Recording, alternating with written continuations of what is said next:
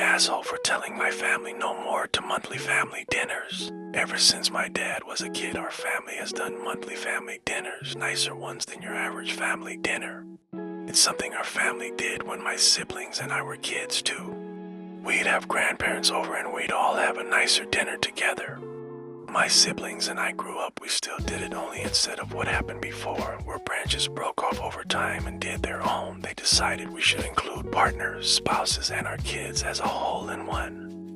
By the time I was 19, the family had decided they would take turns hosting each month to lessen the burden. My wife was excited to be a part of them at first. We started during our relationship.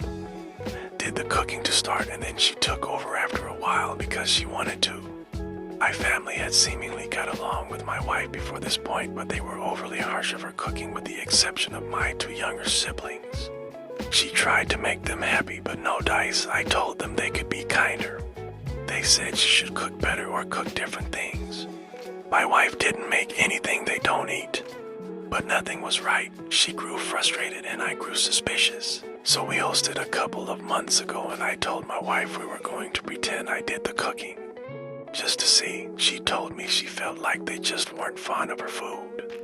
I pointed out nobody had the same amount of complaints as them, and they even criticized the steak and potatoes they all seemed to go crazy for. She went along with the plan, and when my family thought I'd cooked it, they loved it, said it was so good my wife had decided to let her real talent take over. That it was so nice to have something a little different curry and all this very lovely stuff. My younger brother and sister weren't fooled, but they enjoyed watching the rest of the family dig a hole. When the rest of my family heard it was my wife's food and not mine, they tried so hard to backtrack on all the nice stuff. The rest of the dinner went in tense silence and my wife's eyes were opened.